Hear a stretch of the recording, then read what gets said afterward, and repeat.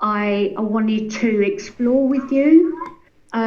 One was how you opened up was really beautiful in the sense that you said something like, God is not inside you, we are inside God.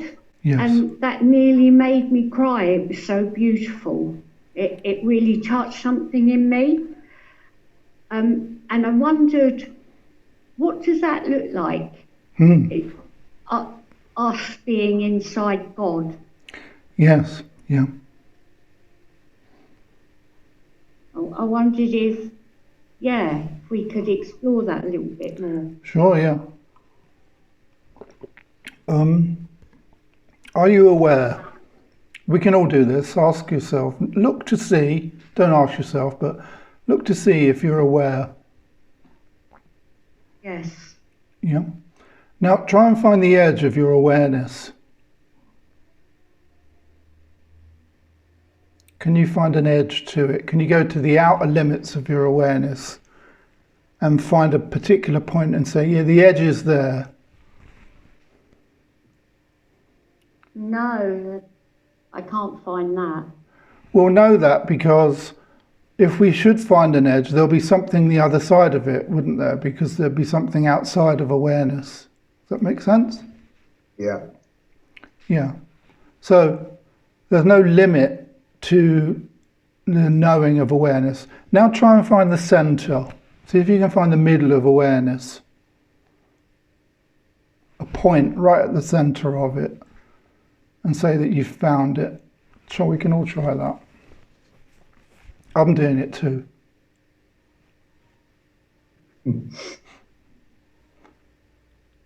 Find anything, Julia?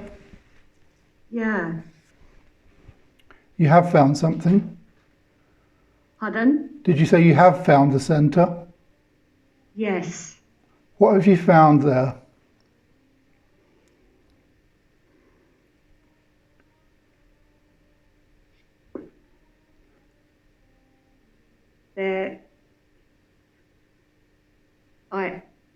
I haven't got any words to explain it.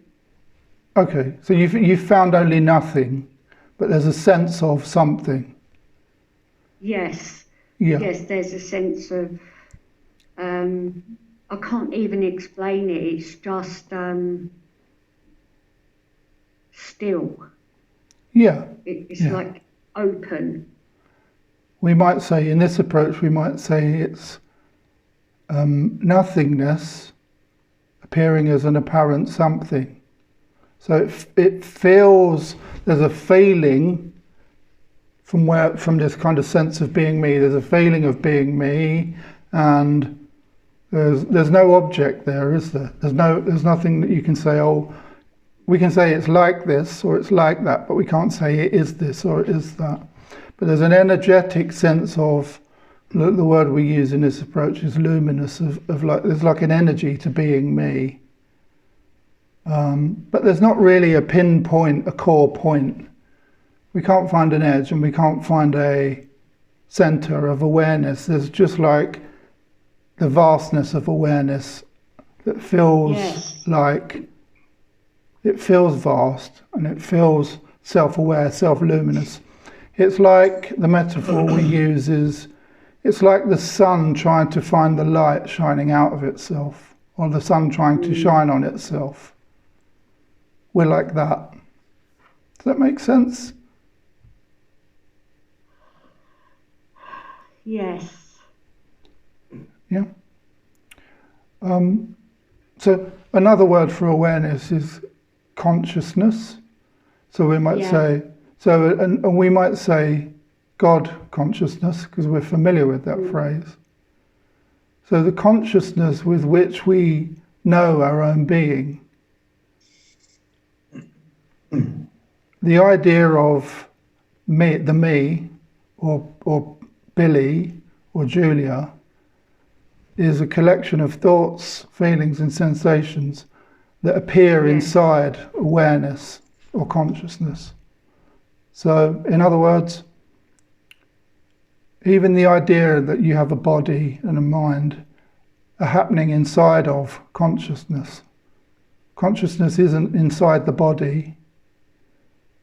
The body doesn't exist until you think about it, identify as it, until you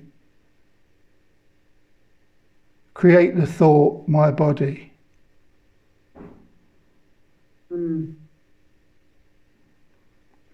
Awareness or consciousness just is. And the body, an idea called the body and the mind, appear and disappear in consciousness. Think about when let's think about the dream state. So when we dream in the morning or at night, are you in the dream or are you observing the dream?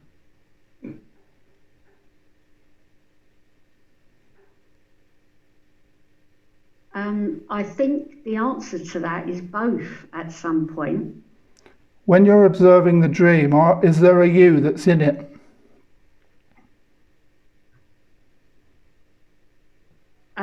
Sometimes. And when there's a you that's in the dream, there's still a you that's observing the you in the dream, isn't there?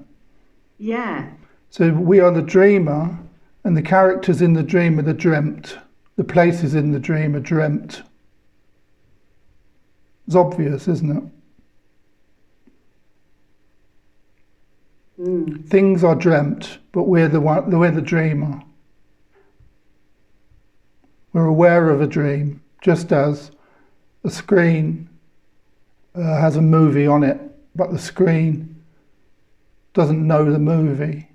The screen isn't invested in the narrative of the movie. It doesn't know the events and the scenes and the setting and the actors.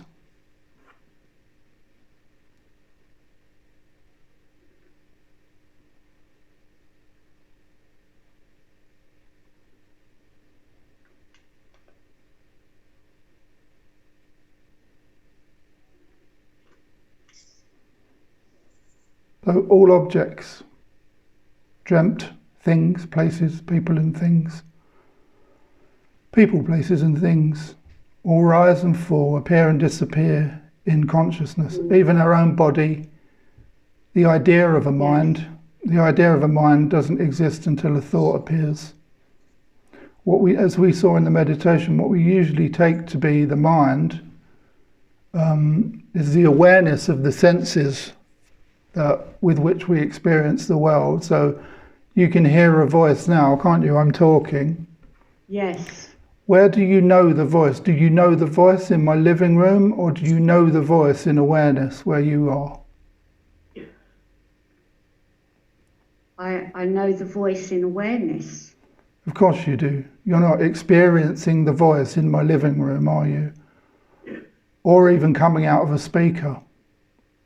You're experiencing the voice in your head. Or, well, not in your head, that's rubbish. In awareness, you're aware of this voice. Yes. Yeah.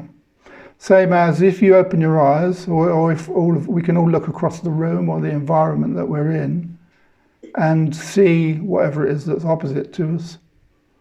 Where do we know what we're looking at? Do we know it in the object itself, or do we know it in awareness?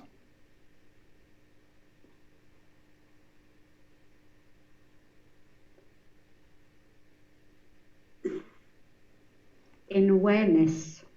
Now if we close our eyes and we gently clench our left hand, don't do it tight, just close your left hand. Yeah. Now the sensation, without reference to words, so imagine that we don't know language, and we don't know words, we're like a baby. So we can't say clenched hand or fingers or closed or anything. Where do you know the experience of tension that you would usually call a clenched hand? Where are you experiencing the tension of a closed hand? Bearing in mind you can't use the words hand, clenched or closed. But there's a sense of tension, isn't there? Yes. Where do you know it? Because you're... Go on. Well, I know it because I'm aware of it. That's right. So a baby, without having language, if you were to like gently squeeze a baby's toe, Yeah. it would only know sensation, wouldn't it? But it wouldn't know it was a sensation. It would know an experience that it's happening that is different to the experience that preceded it. Yes. There was no sensation. Now there's sensation. And so it goes from knowing the absence of sensation to knowing sensation. Yes. And all of these things that are changeable are known in awareness. Awareness is undivided and unchanged by the experience, things that rise and fall in it. So thoughts, feelings and sensations and perception are all objects that rise and fall or appear and disappear in awareness, but awareness is never changed by them. As we've seen, we're aware of a dream, and we go from dreaming and we wake up and we say, the first words that often pass through awareness are, I am awake, or, oh, it was a dream. And then we start to add objects that belong to the me program that need to be done. I need to go to the toilet. I need to eat. I need to get up. I need to bathe. I need to leave for work. And in this way, over decades of doing, we become attached to the things that we do for the measure of who we are and what meaning we apply to our lives. So we become a human doing. Now, because we invest hope and put faith in and develop relationships in the ways in which we do and the things that we do to try and find happiness and meaning, when these things go wrong, when our plans and programs for happiness or our meanings don't appear to mean what we first hoped they'd mean, when these go wrong, we experience disappointment. And in the personality, we experience things like failure and sometimes worthlessness, and experience disappointment, at worst despair, and in general suffering. And we say, I am suffering. So we add the label suffering to I. I am in despair, because we're in despair because we're experiencing it, and we've known being out of despair because we know what it's like. So we crave no despair, or we just collapse into the despair and it becomes an identity with which we say, oh, I'm just going to despair for the rest of my life. It's useless, it's hopeless. Because the personality and its programs collapse. And we say things like, I give up. Yeah.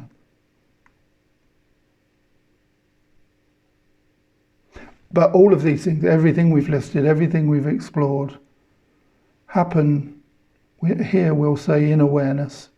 And have they not always changed? Have there not seemed to be different seasons and periods and relationships and objects in our lives with which we've measured who we are and how we feel about things, and what we felt 20 years ago and 30 years ago? And it's always changed, hasn't it? All the things have changed. But the I, or awareness, has never changed. And actually, if we go to it straight now, if we go directly to that sense of I, or myself, the beingness, without all of the story and the narrative and the words, it's the same I that as we saw. We rode a bike with when we were little, that we went to school, left school, developed relationships. The I that I am that I am, is unchanging, and is in fact, if you look for yourself, unaffected by all the things that the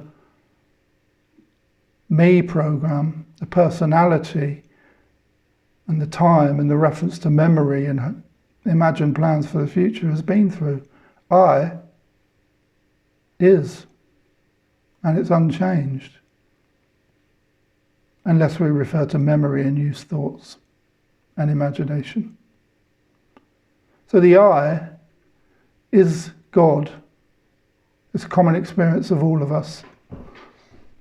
So that is, in religious language, is the God in which we, as a story, are on the inside of. God is not inside of us, we're in fact inside God. As a collection I really of thoughts. get that now. Yeah? I've got a real sense of that. Yeah. It feels just absolutely gorgeous. Yeah, it's amazing. Oh, I know what you mean. Really gorgeous. Thank you, Billy. You're welcome. Thank you for the question. Thank you. That covered some territory.